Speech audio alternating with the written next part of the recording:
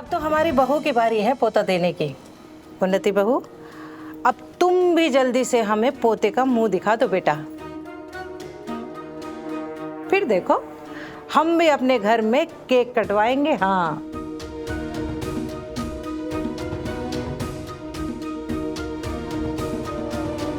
Aunty अभी उन्हीं की एज ही क्या है।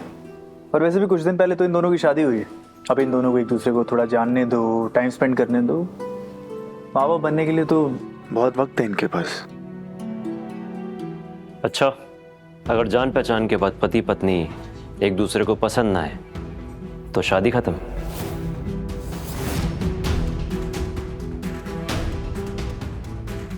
नहीं विक्रांत, मेरा वो मतलब नहीं था। विक्रांत सुनो ना, अभी तुम तो चुप करो। शादी और बच्चा ना सही उम्र में हो जाने चाहिए, इसलिए हम ज्यादा इंतजार नहीं करेंगे। हम भी जल्दी बच्चा करेंगे, है ना उन्नति? हाँ, मतलब हम करेंगे इस बार बात। आप लोगों ने खुद ही डिसाइड कर लिया। एक बार उन्नति से पूछ तो लीजिए कि वो तैयार है बच्चा करने के लिए या नहीं। माँ बनना बहुत बड़ी जिम्मेदारी है। अगर उन्नति रेडी ही नहीं है तो कैसे इतनी बड़ी जिम्मेदारी निभाएंगी? क्यों उन्नति? अब इसमें उन्नति क्या ही बोलेगी।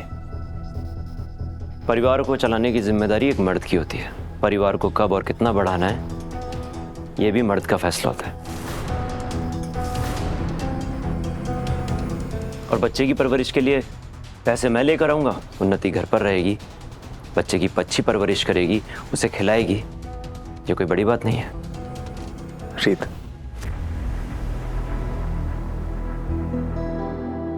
चलो इस बात को खत्म करते हैं यहीं पे और सब खाना खा लेते हैं। खाना लग गया है और वैसे भी मेरा छोटू बेबी भूखा होगा।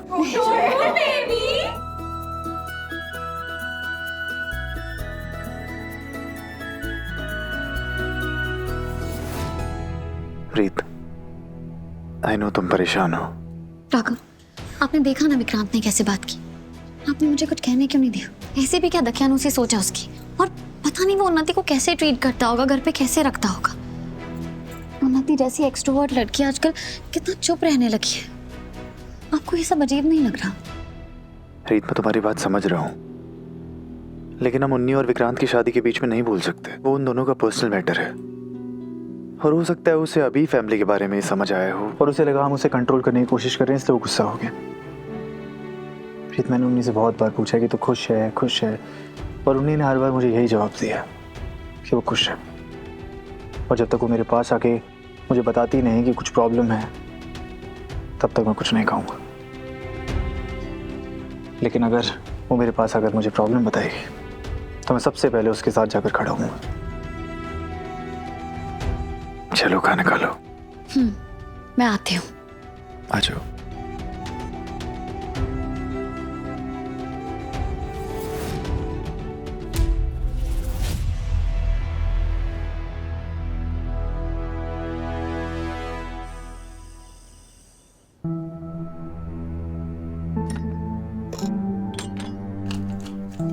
अपनी दवाई खाना मत भूलना। नहीं भूलूंगा।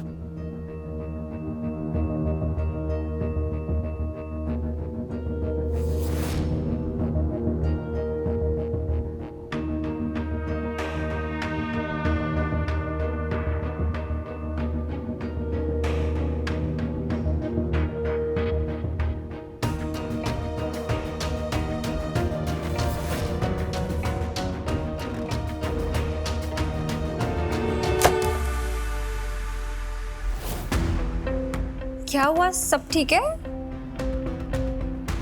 विक्रांत, तुम बताओ, आज बड़ी खुश लग रही हो। I mean, of course, मैं तो बुआ बनने वाली हूँ। सिर्फ यही वजह है? Obviously, इससे बड़ी वजह क्या होगी कि राघव भैया का बेबी हमारे लाइफ में आ रहा है। या कहीं ऐसा तो नहीं कि ध्रुव के साथ बिताए हुआ अच्छा वक्त तुम्हें ये खुशी दे रहा हो? क्या कह रहे हो तुम विक्रांत? आज बहुत बातें कर रही थी ना तुम अपने पहले पति से। क्या बातें कर रही थी? तुमसे तुम्हारी चोट के बारे में पूछ रहा था या उसे फिक्र हो रही थी तुम्हारी? फिर से उसके पास जाना चाहती हो क्या, या फिर याद आ रही है उसकी ये क्या बकवास कर रहे हो तुम विक्रांत? मुझसे ऊंची आवाज में बात मत करना उन्नति। ऊंची आवाज में अक्सर वही लोग बातें करते हैं जो अपने झूठ को सच साबित करते हैं। गलत समझ रहे हो तुम मुझे। मैं बिल्कुल सही समझ रहा हूं। आज जब रीत ने तुमसे बच्चे के बारे में पूछा तो तुमने कुछ जवाब नहीं दिया। क्यों? तुम्हें मेरा बच्चा नहीं चाहिए? विक्रांत तुम कहाँ की बात कहाँ लेके जा रहे हो? मैंने तो इतना सोचा भी नहीं। तो इसका मतलब तुम्हें बच्चे से प्रॉब्लम नहीं है। तो एक काम करते हैं ना, हम भी मम्मी पापा बन जाते।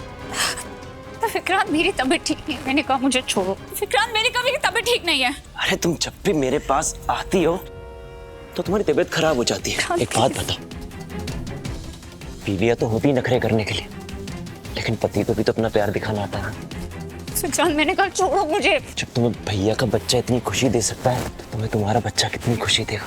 विक्रांत प्लीज, मैंने हाँ उन्नति। अरे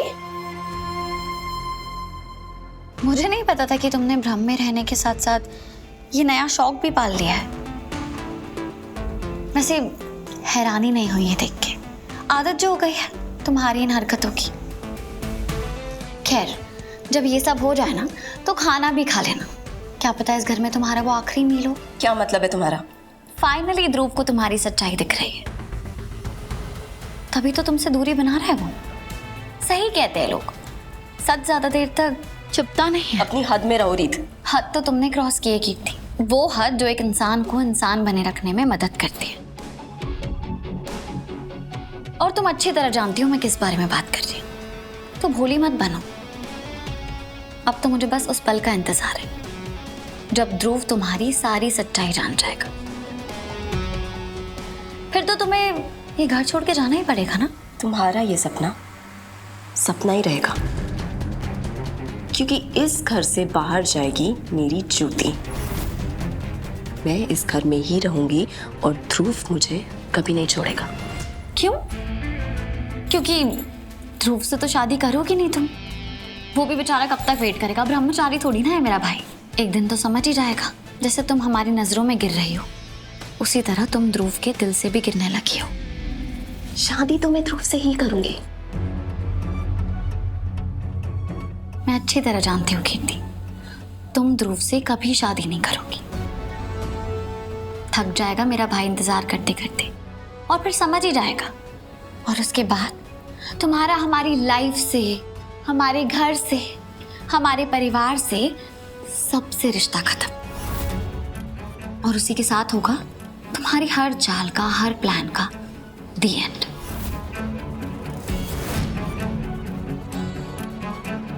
एक और बात, तुम्हारा जो ख्वाब है ना वो मेरी हकीकत है, इसलिए तुम्हारा ख्वाब ख्वाब ही रहेगा। और तुम्हारे ऊपर जो ये रेड लाइट आ रही है उसका मतलब है खतरा। क्या पता तुम्हारी इस जिंदगी का खतरा मैं ही हूं।